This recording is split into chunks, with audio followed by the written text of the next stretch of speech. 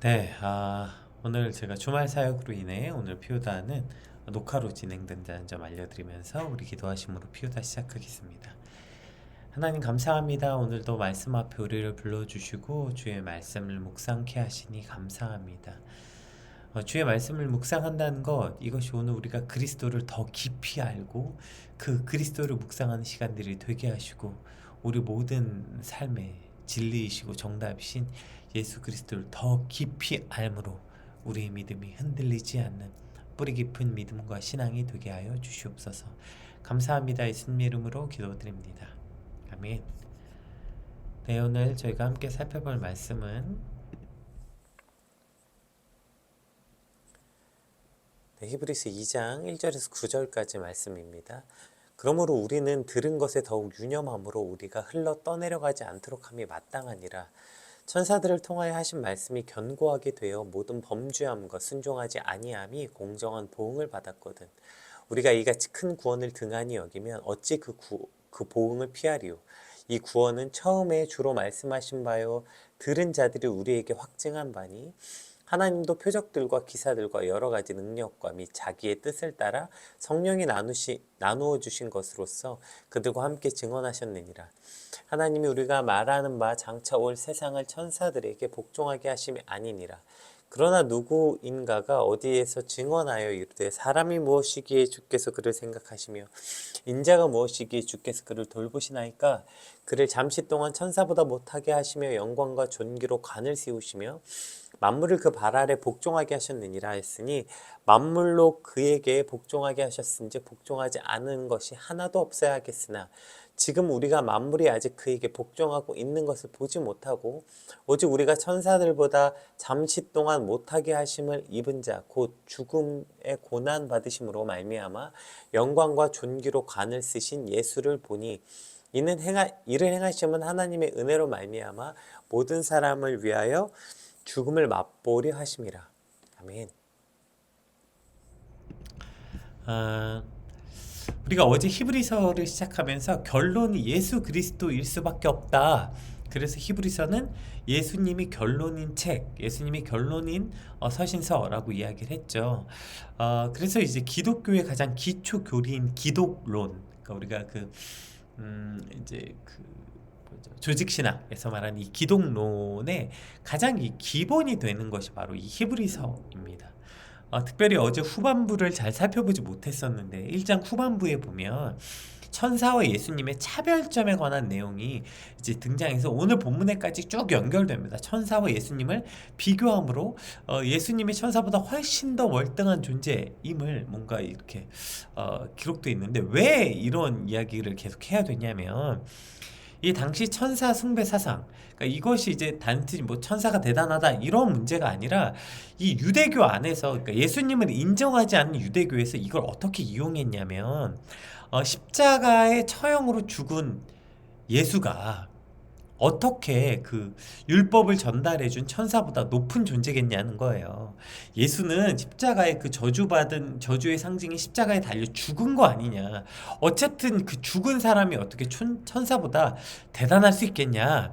예, 그걸 말하는 거죠. 그래서 사람들에게 손가락질 받는 십자가에서 죽음을 맞이한 예수는 버리고 월등히 영적인 존재인 천사가 더 대단하고 그 천사가 오히려 숭배받아야 마땅하다. 이런 식의 잘못된 신학이 이 당시에 이제 있었던 것이죠. 그래서 이제 그 잘못된 신앙을 반박하기 위해서 예수님이 누구신지에 대한 존재론적 그 논증을 오늘 본문에 계속 이어가고 있는 것입니다. 그리고 이제 그렇게 잘못된 신학을 반박하다 보니까 기독론의 아주 중요한 기초가 되기도 하는 것이죠. 이것이 좀 굉장히 역설적이죠. 이것이 모든 이단을 허용하신 하나님의 이유라고는 할 수 없겠지만 적어도 이 기독교 교리, 그러니까 초기 교리가 이러한 잘못된 신학을 반박하고 그것을 변증하는 것에서 이 신학이 함께 발전했다는 것은 확실한 사실입니다. 그래서 우리가 그 니케아 공회 많이 들어보셨죠? 이 니케아 공회 역시 이제 마찬가지죠. 그 당시 아리우스 이단, 그러니까 그러니까 하나님과 예수 그리스도의 관계를 설명하는 그 잘못된 그 아리우스 이단에 관한 논쟁이 이 당시에 굉장히 잘못된 것이 이제 퍼져 있어서 이제 당시 이제 교부들이 모여서 이걸 이제 치열하게 논쟁한 거예요. 그러면서 초기 기독교의 그 교리가 정립되시죠. 그래서 예수 그리스도 완전 하나님이시고 그분은 또 완전한 인간이시다. 이 삼위일체에 관한 그 교리가 정립되기도 했고요. 뭐 우리나라에서도 이제 60년대 말에서 70년대에 등장했던 그 베레아 신학이라는 게 있었어요. 이제 그게 무슨 귀신론이라고 우리가 흔히 말하는 그 이단을 변증하는 과정 때문에 그 당시에 아직 우리나라에 그 정립되지 않았던 마귀론, 귀신론. 그러니까 마귀는 무엇인가? 귀신은 무엇인가? 이게 사실 이제 신학적으로 이제 정리가 안 돼 있었는데 이제 저놈 귀신 타령하는 저 베레아 신학에 대해서 그 논쟁하다 보니까 이제 이런 마귀론이나 귀신론 같은 신학이 정립되기도 했죠. 그러니까 아이러니하게도 그 잘못된 이단, 그러니까 잘못된 그 신학을 반박하기 위해서 바른 신학이 정립되는 그러한 또 뭐랄까 순기능이 일어난 것이죠. 이러한 이단들에 대한 변증으로서 결국 우리는 그 유일하신 답 예수 그리스도를 더 깊이 묵상할 수 있게 되고 그리고 그것을 묵상할 때 저러한 이단의 위협에서도 우리도 벗어날 수 있게 되는 것입니다. 그래서 히브리서는 모든 성경이 다 중요하지만 이러한 기초가 되는 교리에 기독론의 기초가 되는 예수 그리스도는 누구신가? 우리가 이 기초, 이 기독론을 더 깊게 묵상해 볼 수 있는 시간이 될 것입니다. 그래서 히브리서는 조금 어렵기도 하지만 이 배경을 설명하면 이걸 약간 신학적으로 접근하면 어려울 수 있겠지만 그 신학이라는 게 학문으로서 일어난 것이 아니라 잘못된 것을 교정하기 위한 그러니까 우리 실생활의 또 삶의 아주 중요한 부분으로서 등장했다는 것을 기억하면 조금은 더 손쉽게 히브리서를 접근할 수 있게 될 것입니다. 먼저 1절에서 4절은 이 천사들을 향한 계시, 그러니까 천사들을 통해서 계시된 그 말씀도 그 말씀에 따라 보응을 받았는데 그 천사들이 그 말씀을 따르지 않았을 때 심판이 있었는데 하물며 예수 그리스도를 통해서 계시된 이 말씀을 무시한다면 너희가 그 보응을 피할 수 있겠냐? 그래서 불신앙에 대한 경고를 하고 있죠. 우리 그중에서 특별히 1절 말씀 한번 같이 살펴볼게요. 2장 1절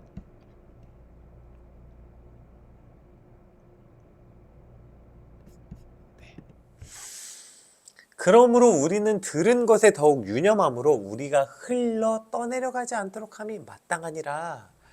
제가 오늘 그 말씀 그 제목 주제를 삼은 거죠. 저 흘러 떠내려가지 않는다는 것이 어떤 것인가. 그러니까 우리가 들은 것 그러므로로 봤죠. 이제 2장 그러므로. 그러니까 1장에서 말했던 우리가 들은 것, 즉 복음에 관하여 예수 그리스도에 관하여 더욱 유념해서 흘러 떠내려가지 않게 하라. 이렇게 권면하는 것으로 2장이 시작되는 거예요. 여기서 흘려 떠내려 간다라는 말이 이제 파라르 오벤 그 미끄러져 달아나다 떠내려가 버리다 이런 뜻이거든요. 그러니까 예수 그리스도에 대한 이 믿음, 예수 그리스도에 관한 이 묵상이 없으면 마치 뿌리 없는 나무처럼 그냥 휩쓸러 내려가고 배가 그 정박했을 때 닻을 내리잖아요. 그러니까 닻이 없는 배처럼 그냥 떠내려가 버리게 된다는 거예요. 우리 신앙이. 그래서 예수 그리스도에 대한 묵상, 이 기독론이 우리 신앙에 이렇게 아주 중요한 것입니다. 그것이 있어야 우리가 들은 것, 즉 예수 그리스도를 유념함으로 그 예수가 누구신가, 예수 그리스도는 우리에게 어떤 분이신가, 그분은 어떤 의미를 가지셨나, 그분은 어떠한 존재이신가, 그것을 깊이 묵상하면 묵상할수록 우리는 저렇게 흘려 떠내려가지 않는 뿌리 깊은 믿음을 가질 수 있다로 오늘 히브리서는 시작되는 것이죠.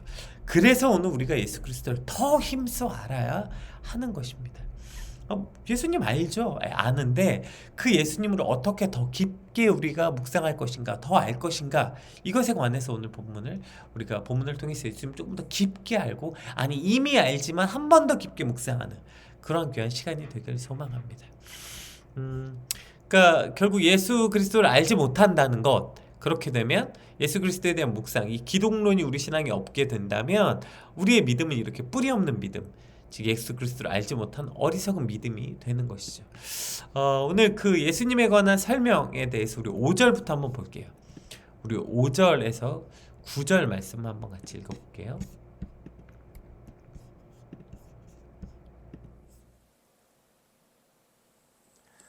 하나님이 우리가 말하는 바 장차 올 세상을 천사들에게 복종하게 하심이 아니니라. 그러나 누구인가가 어디에서 증언하여 이르되 사람이 무엇이기에 주께서 그를 생각하시며 인자가 무엇이기에 주께서 그를 돌보시나이까. 그를 잠시 동안 천사보다 못하게 하시며 영광과 존귀로 관을 씌우시며 만물을 그 발 아래 복종하게 하셨느니라 하였으니 만물로 그에게 복종하게 하셨은즉 복종하지 않는 것이 하나도 없어야 하겠으나 지금 우리가 만물이 아직 그에게 복종하고 있는 것을 보지 못하고 오직 우리가 천사들보다 잠시 동안 못하게 하심을 입은 자 곧 죽음의 고난 받으심으로 말미암아 영광과 존귀로 관을 쓰신 예수를 보니 이를 행하심은 하나님의 은혜로 말미암아 모든 사람을 위하여 죽음을 맛보려 하심이라. 그러니까 5절에서 9절에 나타난 예수 그리스도의 핵심이 뭐냐면 그 예수님의 원래 본연의 지위에 관한 이야기예요. 예수님이 원래 가지고 있는 지위가 어떠한가. 그러니까 장차 올 나라는 천사들에게 복종할 나라가 아니라 예수 그리스도께 복종할 나라다. 이렇게 이제 5절에서 시작하는 거예요. 예수 그리스도의 본래 지위가 어떠하신 분인가. 그러니까 자꾸 천사보다 뭐 못하다, 천사가 위대한데 예수 그리스도는 힘이 없고 뭐 저렇게 인간처럼 힘없고 연약하게 죽임을 당했다. 이러한 이야기 속에서 본래 장차 올 세상은 천사에게 복종한 세상이 아니라 그리스도께 복종한 세상이다. 이렇게 말하고 있는 거죠. 그래서 8절에 보시면 만물을 그 발 아래 복종하게 하셨다. 그러니까 이 만물, 이 모든 것이 그리스도께 복종하게 하셨고 이제 그렇게 되었다는 것을 이제 선포하고 있는 것입니다. 그런데 이제 잠깐 그보다 못하게 보이고 이제 그 일이 일어나 보이지 않는 것처럼 보이니까 만물이 그 말 아래 복종하게 됐다. 그러니까 너희가 지금 그렇게 대단히 여기는 천사들도 원래는 본질상 본연상의 지위는 예수 그리스도의 발 앞에 복종하는 존재다. 이것이 예수님의 본연의 지위라는 거예요. 근데 문제는 뭐야? 방금 8절에 하반절에 보이는 것처럼 지금은 우리가 만물이 아직 그에게 복종하고 있는 것을 보지 못하고 이렇게 돼 있죠. 그러니까 지금은 보이지 않는 것처럼, 그러니까 지금은 마치 만물이 그에게 복종하고 있는 것이 드러나지 않고 보이지 않는다는 거예요. 즉 유대인들은 그들이 직접 목도한 인간인 예수와 그의 십자가 죽음을 가지고 예수가 우리의 믿음의 대상이 될 수 없다고 주장하는 거죠. 왜냐하면 예수님의 십자가는 너무나도 비참했고 너무나도 힘이 없어 보이고 연약하고 무능력하고 무기력해 보이게 그렇게 십자가에 그저 달려 죽은 것처럼 보였기 때문입니다. 그들의 선조들로부터 기록된 그 눈으로 봤다는 그 천사는 사실 대단한 능력을 가진 존재로 보여졌죠. 천사들이 얼마나 대단한 존재로 그 구약에 기록돼 있습니까? 그런데 그에 반해서 그들이 직접 본 예수 그리스도는 너무나도 약하고 힘이 없고 초라한 죽음을 맞이한 것처럼 보였다는 것이죠. 근데 여러분 그래서 저들의 말 그대로 그 예수 그리스도가 그렇게 약하고 힘없고 초라한 죽음을 맞이했다는 것이 얼마나 놀라운 그 기독교의 핵심입니까? 이 기독론의 핵심입니까? 그것을 바로 우리는 성육신 사건이라고 이야기해요. 본래의 하나님의 본체이신 그리스도께서 그렇게 미약하고 힘없고 연약한 인간으로 오셔서 무기력하게 죽으셨다는 그 자기 비하 사건, 이 성육신의 놀라운 사건의 의미 아닙니까? 제가 얼마 전에 저희 출동 사역으로 나갔던, 그래서 거기가 이제 학생들 중고등부 수련회여서 이제 그들의 눈에 맞춰서 예수 그리스도의 성육신 사건을 요즘에 유행하는 바퀴벌레 논쟁 사건으로 한번 저희가 비유해서 설명한 적이 있었는데, 요즘에 깻잎 논쟁 이후에 가장 핫한 논쟁, 이 바퀴벌레 논쟁 다 아시죠? 예, 이제 원래는 이게 아이들이 처음에 이제 부모님에게 했던 질문이었죠. 엄마, 내가 바퀴벌레가 된다면 어떻게 할 거야? 아빠, 내가 바퀴벌레가 된다면 어떻게 할 거야? 아주 핫한 질문이잖아요. 이게 원래 이제 원조는 그 체코 작가인 프란츠 카프카다의 소설 변신에 나오는 어떤 이야기인데, 이걸 교과서에 실린 이걸 보면서 이제 이 질문을 해냈다 이런 유래가 있는데, 어쨌든 우리가 생각하는 가장 혐오스럽고 더럽고 뭔가 경악을 금치 못한 바퀴벌레요. 예. 그렇게 혐오스럽고 미약하고 뭔가 그러한 존재로서 내가 된다면, 그러면 엄마는 날 어떻게 할 거야? 뭐 그래가지고 뭐 굉장히 많은 그 재밌는 대답도 많고 유행이잖아요. 어쨌든 뭐. 근데 이게 이제 그 뭐죠? 그 말도 안 되는 농담 같고 어떻게 보면 유치한 밈 같이 보이지만 그 안에 사실 자기 자신을 빗대어서 혹은 부모님에게 자신의 존재를 묻고 싶은 그 자기 부모님의 자기 존재를 확인받고 싶은 어떤 마음들이 있는 거죠. 그런데 여러분, 이 질문, 엄마 내가 바퀴벌레가 된다면 어떡할 거야? 뭐 굉장히 많은 질문이 있죠. 뭐 엄마는 그래도 바퀴벌레 너무 싫어. 뭐 이런 뭐 질문부터 뭐 예쁜 케이스에 담아 다니겠다. 뭐 어떻게 그래도 내 아들인데 키워야지. 뭐 여러 질문들. 뭐 그리고 제가 봤던 가장 인상 깊었던 질문은 네. 이제 엄마 내가 바퀴벌레가 되면 어떡할 거야? 라고 카톡을 보냈더니 엄마 답장이 이거였어요. 네 알겠어요. 바퀴벌레 씨 학원이나 가세요. 이렇게. 네, 어쨌든 뭐 여러 이런 답들이 나왔죠. 여러분, 성육신이 뭡니까? 엄마 내가 바퀴벌레가 된다면 어떡할 거에 대한 하나님의 답 아니에요? 어떻게 되셨어요? 하나님이 스스로 바퀴벌레가 되셨다고요. 우리가 바퀴벌레가 되는 것보다 하나님의 본질상 본체이신 그분이 인간이 되신 것이 훨씬 더 큰 격차가 있는 거죠. 내가 바퀴벌레가 된 격차보다 하나님이 인간이 되신 이 성육신의 격차가 훨씬 더 어마어마한 격차 아닙니까? 그 하나님, 창조주이신 그 하나님과의 본질상 그 하나님의 본체이신 그분이 인간이 되셨다고요. 그래서 어떻게 되셨어요? 저렇게 미약하고 연약하고 무기력한 그 인간처럼 보이셨다는 거. 여러분, 이것이 얼마나 놀라운 것입니까? 하나님이 그 하늘의 모든 영광을 버리시고 자기 비하, 더 낮아지실 수 없는 인간으로 오셨다고. 심지어 어떻게 오셨어요? 말 구유에 태어나셨잖아요. 그리스도께서. 말 밥통. 여러분, 뭐 아무리 힘들고 못 살아도 말 밥통에 태어난 사람이 어디 있습니까? 그러니까 그 어떤 그 인간의 말로는 형언할 수 없는 영화롭고 위대하신 하나님께서, 온 천지의 창조주신 하나님께서 벌레만도 못한 인간, 바퀴벌레만도 못한 인간, 그러니까 하나님의 입장에서 끌어오신 이 놀라운 사건, 이것이 성육신 사건이라고. 성육신. 오늘 히브리서 기자는 오히려 저들이 말하는 그 예수 그리스도의 자기 비하, 이 성육신 사건을 기록하고 있는 것이죠. 이것이 바로 기록론의 아주 핵심인 성육신 사건입니다. 그러니까 오늘 본문은 예수 그리스도께서 잠시, 그러니까 본질상 하나님의 본체신 그분께서 천사보다 조금 못하게 하셨다. 지금 이렇게 표현하고 있는 것이죠. 그래서 다윗의 고백을 이제 인용해서 시편에 사람이 무엇이간데 주께서 그를 생각하시며 인자가 무엇이간데 그를 돌보시나이까.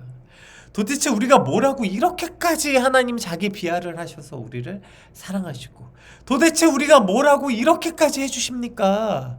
우리가 뭐라고 이렇게까지 성육신 바퀴벌레 같은 나에게 왜 바퀴벌레가 되신 겁니까? 그리고 그 우리를 위해서 죽으신 그 놀라운 사건, 인간이 무엇이건데 이렇게까지 해주십니까? 우리를 사랑하시는 그 놀라운 하나님의 사랑의 증명, 그것이 바로 성육신 사건이라고요. 그래서 잠시 천사보다 못한 것처럼 보이고 영약하고 비천해 보이나, 그러나 그 예수 그리스도의 본래 지위는 뭐예요? 하나님의 본체시라고요. 그 원래의 지위는 영광과 존귀로 관을 쓰시고 만물을 다스리는 분이라고 오늘 히브리 기자는 기록하고 있는 거예요. 그것이 원래 그분의 본래 본연의 지위다.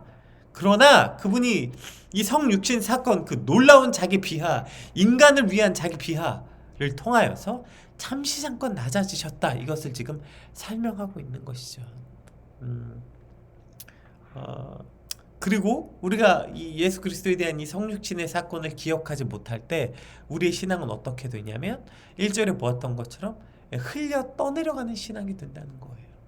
이 놀라운 성육신의 사건, 이 놀라운 예수 그리스도의 사랑이 우리 안에 뿌리 깊은 믿음으로 자리 잡게 될 때, 어떠한 환경이나 어떠한 환난이나 어떠한 고통 앞에 이 성육신 사건 위에서 그게 해석돼야 되는 거예요. 오늘 우리 인생에 정말 상상할 수 없는 불행이 닥쳤습니까? 상상할 수 없는 환난과 고난이 닥쳤습니까? 왜 내게 이런 일이 일어났습니까? 내 삶에 왜 이렇게 고통스러운 일이 일어났습니까? 그것이 어디에서 해석돼야 돼요? 성육신 안에서.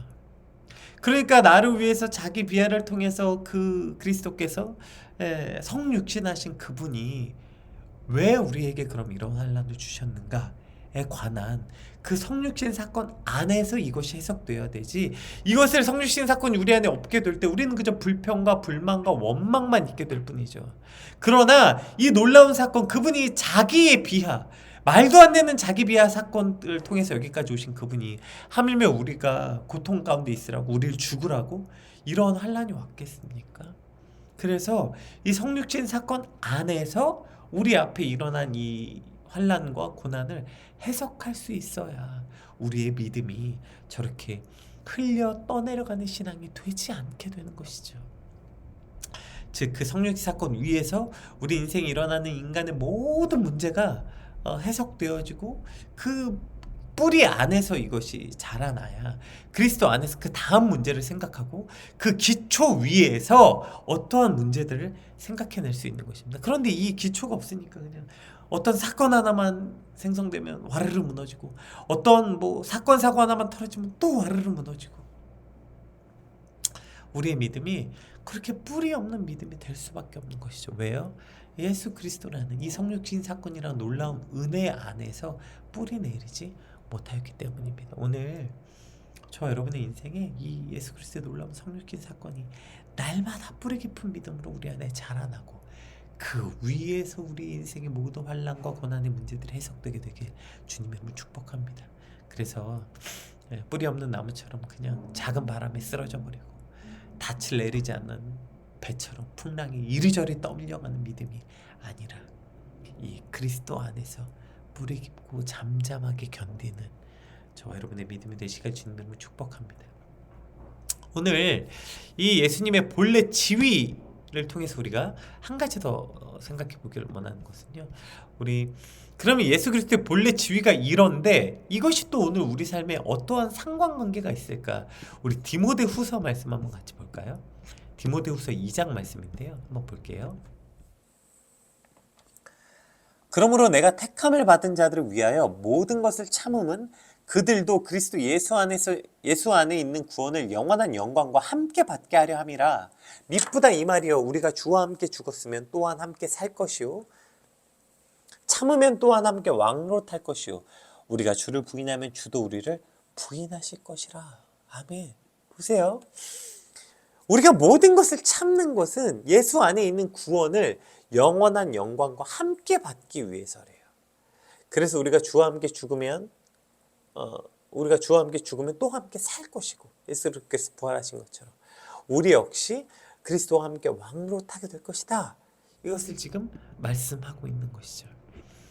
그러니까 지금 예수 그리스도께서 그 자기 비하를 하셨으나, 그러나 그분께서 잠시 천사보다 못한 존재가 되셨으나 부활을 통하여 영광스럽고 영화롭고 그 본래의 지위, 다스리고 그 모든 만물 가운데서 8절에 있는 것처럼 모든 만물 그 발 아래 복종하게 하셨고, 그 복종하지 않는 것이 하나도 없는 그 본연의 지위를 회복했던 것처럼 오늘 우리가 그리스도와 함께 있게 되면 우리도 그와 함께 죽으면 함께 살 것이고 그리스도와 함께 영광을 받게 될 것이다, 이렇게 말하고 있는 것입니다. 이것이 그리스도인의 삶이라는 거예요. 그리스도께서 가신 그 길, 그 길이 바로 성도인 우리가 함께 가는 길이에요. 그래서 지금 이 땅에 우리의 모습이 마치 십자가에 달려서 힘없고 초라하고 무능력하게 죽음을 당한 것 같이 보이는 것처럼 우리의 삶 역시도 그렇게 초라하고 연약하고 크고 강한 세상 앞에서는 정말 한없이 작고 연약하고 미약해 보이고 금방 사라져 없어질 것 같은 존재처럼 보이지만, 그러나 우리도 그리스도와 함께 영광받을 삶이라고 말하고요. 이걸 고린도후서 6장에는 이렇게 말합니다. 우리 고린도후서 6장 말씀 한번, 6장 9절 10절 말씀 한번 읽어볼게요. 무명한 자 같으나 유명한 자여, 죽은 자 같으나 보라, 우리가 살아있고 징계를 받는 자 같으나 죽임을 당하지 아니하고, 근심하는 자 같으나 항상 기뻐하고, 가난한 자 같으나 많은 사람을 부유하게 하고, 아무것도 없는 자 같으나 모든 것을 가진 자로다. 아멘. 이것이 바로 성도의 삶이라는 거예요. 가장 유명하신 그리스도께서, 생명의 근원이신 그리스도께서 무명한 자 같이 되셨고 미약하고 연약한 자처럼 죽임을 당한 것처럼 보이셨지만, 그러나 그분은 그로 인해서 영원한 생명을 가지셨고 영원한 생명을 주시게 되셨고 가장 존귀한 이름이 되신 것처럼 성도들의 삶도 이와 같다고요. 무명한 자 같이 살지만 유명한 자. 뭐가 유명한 자입니까? 무명한 자 같지만 무슨 금도끼 은도끼처럼 그래 네가 무명하게 살았으니 나중에 유명해지리라, 이런 얘기가 아니라 유명, 그리스도인이라는 그 내가 예수 그리스도의 십자가의 값으로 주고 산 사람이라는 이름을 가진 자, 그래서 가장 존귀한 자니까 유명한 자라는 거예요. 여러분, 이것보다 유명한 자가 어디 있어요? 많은 사람의 뭐 인플루언서가 되는 게 유명한 자예요? 아니에요. 그 놀라운 예수 그리스도의 핏값을 가진 그리스도인이라는 그 놀라운 영화로운 이름을 가진 자, 그래서 유명한 자고요. 마치 징계를 당한 자처럼 고난과 환난 가운데 있는 것처럼 보이지만, 그러나 우리야말로 심판을 당하지 않는 생명을 가진 자이고, 근심하는 자 같지만 사실상은 영원한 빼앗기지 않는 기쁨의 근원이신 예수 그리스도를 가진 자이고, 가난한 자 같으나 부욕해 하는 자, 아무것도 없는 자 같으나 전부이신 그리스도를 가진 자, 이것이 성도의 삶이라고요. 왜요? 그리스도께서 그런 분이셨다고요. 예수 그리스도께서 바로 그런 분이셨다. 그래서 오늘 성도의 삶 역시 그러한 그분을 따라가는 삶, 우리 역시 그러한 삶을 사는 것이라고요. 오늘 히브리 기자는 예수님이 누구신가, 이 뿌리 깊은 그 예수 그리스도라는 그 뿌리에서부터 오늘 우리의 삶의 방식과 신앙의 방향이 결정되기 때문에, 그래서 그리스도가 누구인지를 이렇게 계속해서 설명하고 있는 것입니다. 그 예수 그리스도를 더 깊이 묵상하고 더 깊이 알아갈수록, 우리가 그 예수 그리스도를 더 깊이 알수록 우리의 믿음 역시 흘러 떠내려가지 않는 굳건한 뿌리 깊은 믿음의 신앙이 될 것이고요. 그렇게 예수 그리스도가 누구인지, 그 성육신 사건이 무엇인지, 또 성도의 삶은 그 예수 그리스도를 따라간다는 삶은 그래서 왜 우리에게 이러한 삶을 가지고 오는 건지 알게 될 때 우리의 믿음 역시 풍랑 가운데 굳건한 믿음을 갖게 될 것입니다. 오늘도 우리 앞에 사실 수 없는 풍랑이 있죠. 어저께 나눴던 것처럼 예수 믿는다는 건, 신앙을 지킨다는 건 단 한순간도 풍랑이 멈추지 않는 삶입니다. 그 가운데서 흘러 떠내려가지 않으려면 예수 그리스도를 붙잡는 것밖에 없어요. 예수 그리스도를 붙잡는다는 건 그냥 주여 주여 하는 게 아니라 그리스도가 어떤 분인지 더 깊게 알고, 말씀을 통해서 그리스도를 더 깊게 묵상하고, 그 그리스도가, 말씀을 통한 그리스도가 내 안에 깊게 뿌리 깊게 그 자리 잡아서 그분을 날마다 묵상함으로 우리 삶이 모두 그리스도 안에서 해석되어지는 것, 이것이 곧 그리스도로 살아가는 삶인 것입니다. 오늘 저와 여러분의 삶에, 오늘 우리 인생 가운데 일어난 모든 문제가 그 그리스도를 아는 지식 안에서 해석되어진 삶이 되시길 주님의 축복합니다.